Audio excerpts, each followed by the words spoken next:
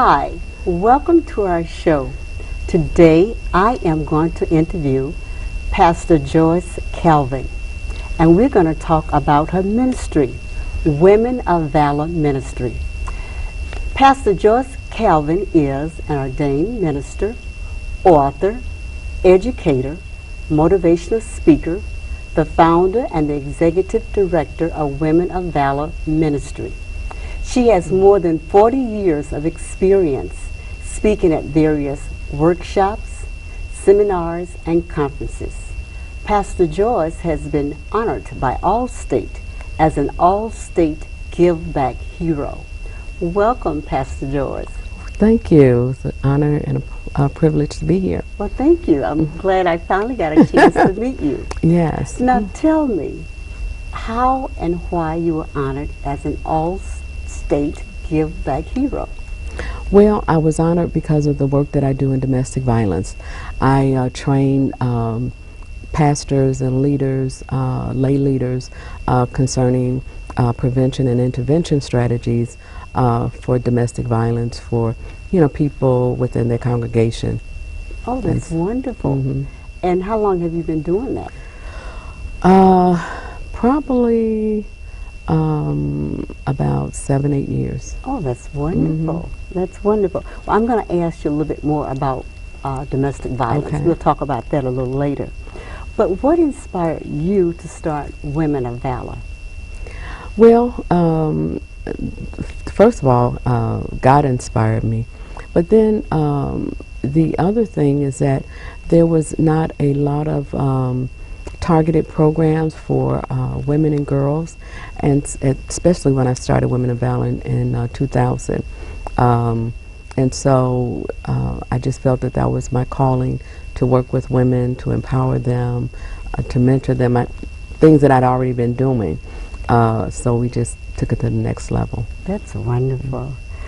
So tell us the mission and purpose of your organization, and what is it you want to accomplish with this organization? Well, our mission is to empower, to motivate, to inspire women, to take them, to help them to be all that that God has created them to be. And then the goal of our ministry is that when you impact a women, we touch everybody's life. We touch our children, our spouses, our significant others. We touch everybody's life. So when you touch a woman's life, when you change a woman's life, you literally have changed her whole family. Absolutely, yes. Pastor, I said I don't have children, but I feel like I have 10 or 12 children. Okay. Yes. So now, what about this sister-to-sister support group that's a part of the genre of your organization, and why is it such an important group? I started the sister-to-sister out of as I traveled around the country doing the domestic violence trainings. After I would finish my training, women would come up and self-identify that they had been victims of domestic violence. Well, I was used to that, people saying that. But then the women that started coming were women that really didn't know that they had been in domestic violence relationships. They knew that they were in bad marriages, bad relationships, but they didn't have a word for, because a lot of them had not been physically abused, but they had been emotionally and verbally abused, and they didn't realize that that was domestic violence until they sat through the training. And then realizing that many of these women had not sought help because they didn't know what they were going through, and they were exhibiting symptoms that domestic violence victims have, like stomach problems, headaches, and they didn't know why they were having these symptoms. So they, some of them wanted to be a part of a support group. They wanted to start support groups within their churches, within their faith-based organizations. So that's how that was birthed. Now, what are some of the different types of domestic violence? I should ask you. Well, you know, everybody I think is familiar with physical abuse, Right. but there's emotional abuse, sexual abuse, intimidation, threats. All of those are different types of abuse. And like you said, I think a lot of people are verbally abused or Right. emotionally abused. Exactly. And they are not aware of that. Right. I've done programs on domestic violence, and we have talked about that. But Okay. they are not aware Right. of that verbal or emotional abuse, which is just as bad, really, in my estimation, as physical abuse. Actually, according to the research that has been done, it takes a woman much longer to heal from emotional abuse than it does a woman that has been physically abused. Is that right? Yes. And you know what I found, Pastor, that we had, I work with high school teenagers. Oh, okay. And I found in the last couple of years that a lot of those young girls were allowing boys to physically, emotionally, and emotionally, I should say, abuse them. I was just appalled Yeah, that they would allow that. Teen dating violence, the statistics, it used to be 1 in 5 girls were victims of teen dating violence.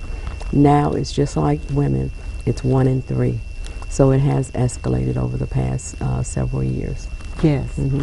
And I was at one school on the north side, and he was an athlete, a very handsome European American, and he was dating a Hispanic girl, and the father did not want him to date her.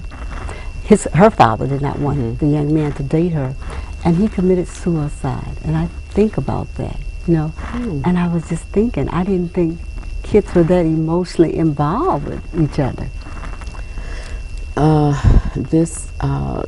The society, the children are, I don't know if they're maturing earlier or they're just getting involved in relationships early because of all the things that they see on television, and you know, so yeah, they are forming attachments at a much earlier age. Yes, well, it's so different than when I came along. Well, yeah. It's a different ball game altogether. Exactly. Because you find these little young girls in elementary school have boyfriends and having babies and yes, having sex and yes, yeah, it's just at 10, yes. 10, because I have gone to schools recruiting in the elementary schools, and there were girls 10 and 12 who had babies. Yes. And it's so sad. It is. It's very sad.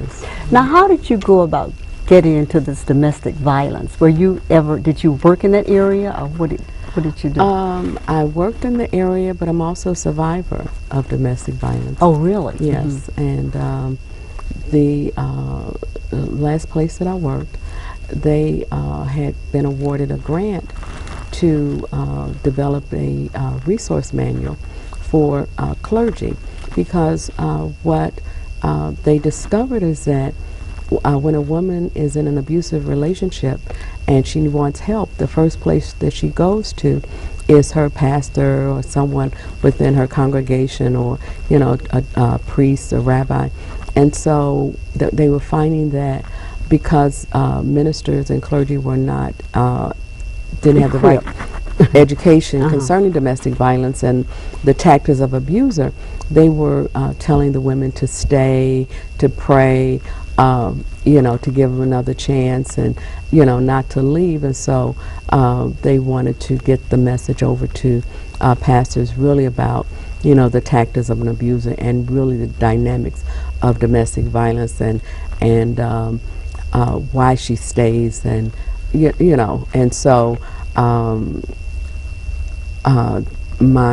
the executive director knew that I was a survivor of domestic violence, also knew that I was an ordained minister, and she asked me to come and work there as a consultant. And then from a consultant, they hired me because we got grants for 5 years. We developed the resource manual, then we developed a curriculum called Responding to Domestic Violence, an Intervention and Prevention Guide. Yes. Oh, that's wonderful. Well, you know what? You're going to have to come back, and we're going to talk about domestic violence Okay. because Would we love have to. so many young people. Okay. I think it's bad for anyone, but Right. especially teenagers. I mean, to start out Right. Yes. like that, I think it's really, really bad. Now, I know you have a mentoring program for girls or young ladies ages 12 to 16. Tell us about that. Valor Girls. That it's my desire because it's so important that's the next generation that we give back to young girls. That if we can help them to navigate and not go into some of the pitfalls that we went through growing up, they would have a much better advantage, than we did. Yes. You know. Now, do you go out to the schools recruiting these young ladies, or how do you get your clients, I should say? We, from the young ladies from my church. Oh, I see. Okay. So what do you mean when you say the purpose of Valor Girls is to develop young girls into world leaders? What do you mean by that? Our basic idea is to mentor girls and to empower them so that they can, the sky is the limit. They can be all that they want to be. They don't just have to be, and it's wonderful to be a wife and a mother, but they're not limited to just, growing up, getting married, having babies, that the sky is the limit. They can even become president if they want to. Absolutely. And so, women can have an impact and change the world and be world leaders. Yes. And it's not like when our parents came along. Right. Once you had babies, you more or less had to stay there because you didn't. Exactly. They really didn't have jobs, jobs or whatever to support a family. But today it doesn't have to be like that. No, it's not. And this is why I tell kids to go to school and get an education, and you're in a position to take care of yourself. Right. Exactly. Now give us an overview of your book, Sister to Sister, Support for the Whole Woman. Give us an overview. What do you mean by that? The title. I love that title. Okay. Now, is that the book? Yes. It's Sister to Sister, Support for the Abused Woman. That's Okay. And I wrote it as a self-help journal to help women heal from the effects of abuse that they've gone through. It's written from a spiritual point of view. There's scriptures. There's opportunities for them to journal. Oh, that's wonderful. Yes. That is really, well, I know you were inspired. Well, you are a minister, but you were inspired by God to do that. I was, because it was not my intention to write a book. But as I began to do the Sister to Sister workshops and trainings and the support groups, the women kept saying, we want more, we want more. The material you're presenting to us is really great. We need to have something, when you leave that, we can have after you're gone. And so that is what led me to write the book. Yes, because people love handouts. They do. They love that.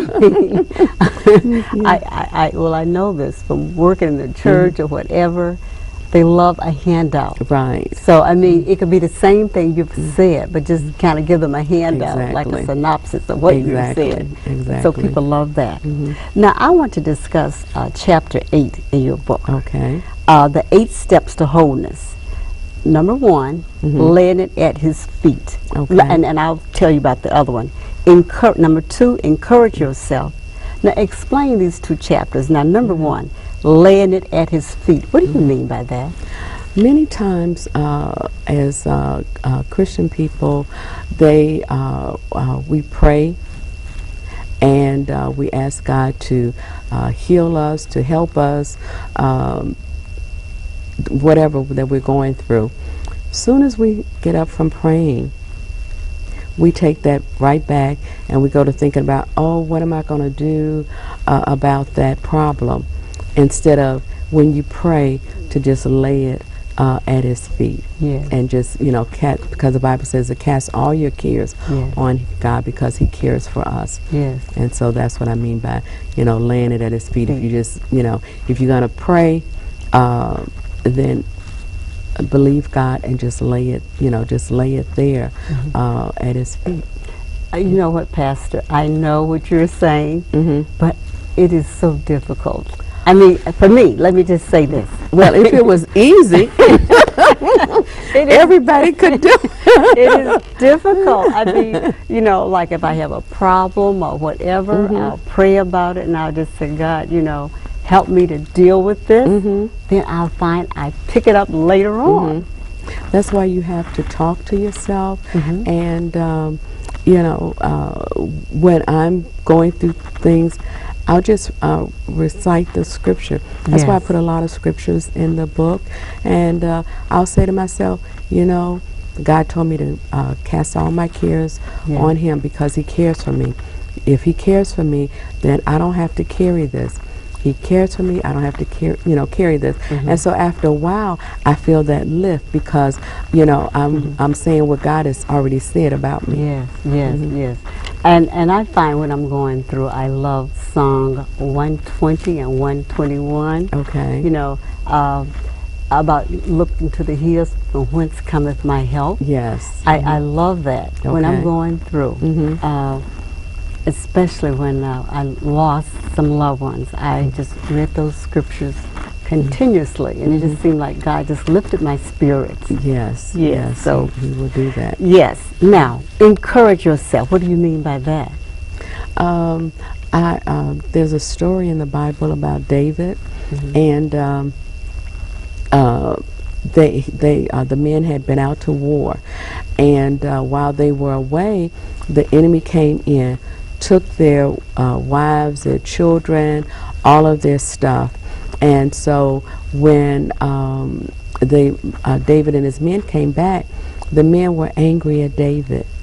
And everybody turned against David, and he just had to encourage himself, and just build himself up. Say, self, I'm okay. I know everybody is against me right now, but it's okay with me and God. We are in the majority, and it's going to be okay. So that's what I mean about, encouraging yourself. You just have, sometimes, you just have to talk to yourself and say, you know what, it's okay. I don't care what people say about me. I don't care what people do to me. With me and God, we are the majority, and it doesn't matter. Yes, and that is so true. I have found that you can't depend on other people to encourage you. You have to encourage yourself. Exactly. Yeah. Exactly. And I think that's a good lesson for all of us to learn. Because people don't, it's your problem. Right. Right. Exactly. And then I'm saying that maybe I don't see it as a problem because you see it as a problem. Exactly. Exactly. And that's when you really have to encourage yourself. Right. You can't depend on anyone but yourself and God. Right. That's true. Now, are all the women on your executive council board, are they ministers? No, they are, some are ministers, some are business owners. The offshoot, the other group that we have started under Women of Valor is called WIMBA. It's Women in Ministry and Business Alliance. And so we have women who are business owners, women who are ministers, lay leaders. So it's not just ministers. Yes, okay. Now, so the women in the business arena, do they talk to the women about starting businesses or whatever? Yes. That's wonderful. And also, they help those of us who are in ministry to further our ministries. One of the ladies is a graphic designer who designed my cover. Wow, I love that. Yeah. Beautiful. Yeah, Lolita Westbrook is a graphic designer, and she designed my cover, my business card. She does all of my graphic design. Yes. And so then I have another graphic designer, Erica Coleman. She is excellent. She helped us with our Facebook page and promoting, so she does marketing and Facebook, and so that we're able to partner and to help one another and help those in ministry to promote their ministries, and so that we all can have excellent ministries and excellent businesses. Yeah, and so we pray for the women and their businesses, and then they help us with wonderful. our ministries. And you probably help the young ladies or the ladies with writing resumes, and do you do the role playing and all that? We have someone, Elma Davy, helps the women with their bios. Yes, and that's so, wonderful. Yeah. Because so many of them probably need that. Yes. Yeah. When I was teaching high school English, I used to force the kids to do a resume, and they would get angry. But later on, when they would go out to apply for a job, they appreciated it. Right. Because they needed someone to teach them the format and whatever. And these are professional women that we are dealing with, and many of them don't have bios, and so, you know, they feel intimidated. Yes. They know who they are, they know what they've done, but trying to put it on paper. And so we're able to help them to do that, and once they see all that they've accomplished, and they like, wow, is that really me? Right, exactly. You know, I mean, most people find it hard to, like you said, write it. Right. To put it on paper. And then it's hard to do that. It is. Sometimes it's hard to talk about yourself. Yes, absolutely. Yeah. You're right. You are absolutely right. Now, I never asked you this. What inspired you to become a minister? I know by God, but did you want to become a minister? No. Me and God fought for a while. So you ran from God? Oh, yes. Did you? I was very into myself, kind of an introvert, was quiet. I didn't want to share. I don't want to be vulnerable. So, yeah, I know I didn't want to be a minister. So how long did it take you before God showed you had to become a minister, or else? I ran for a while. 1 year, 2 years, 2 months? Let's say about maybe 8 or 9 years. Wow. Yeah. Until finally I was in service, and a very well national evangelist was preaching a message, and I was sitting towards the back of the church, and she said in her message, "Come out of that corner, you can't hide. God has called you, and He has ordained you. He's already put in you what you need to do what God has called you to do. So you need to come out that corner. You cannot hide." From that day, I knew that God was talking to me. And I said, okay, God, if you help me, you word my mouth, I will not hide anymore. Isn't that amazing how you can go to church, usually church or someplace, and the person will say something directed to your spirit, and you know they're talking to you. Yeah, it was like nobody else was in that room but me. I know, exactly. So then you gave in to God. Yes. That was a blessing. Yes. That was wonderful. Now, what have you learned about yourself as a result of starting this organization? But wait, before I ask you that, what have you learned about women and young ladies working with them? What I've learned is that when you get women excited about God, they will turn this world upside down. It just, when you can empower them, and once they realize that they are powerful and that God made them powerful, they are a force to be reckoned with. And so, yeah, I've learned that, and that all women are different. You cannot deal with every woman the same. Every woman is not at the same place. Yes. And so you have to deal with them, you know, as individuals, and not lump, you know, everybody the same. Even you can be speaking to a group of women that they all might be survivors of domestic violence, but they're all at different places, and you can't lump them all, in the Yes. same bag. You have to deal with them as individuals, and you have to allow that woman to grow and not give her everything, but give her the tools Yes. that she will need in order to go to the next step. That's and once wonderful. you give them the tools, then they're on their way. Yes, yes. Now, what are your future goals for Women of Valor? My future goals is to form charters nationally. Wow, that's I've wonderful. had we had our conference last year, and we had women that came from different parts of the country, and many of them are interested in starting a charter of Women of Valor Ministry. That's And then I had a lady to call me from, I believe it was St. Louis, and she meets with a group of women, and so they were talking about, starting a charter, a chapter of Women of Valor. So that's the next endeavor, is to take it nationally. That's wonderful. Now, so how do these women hear about your conferences? We do flyers. We put it on the Internet? on the internet.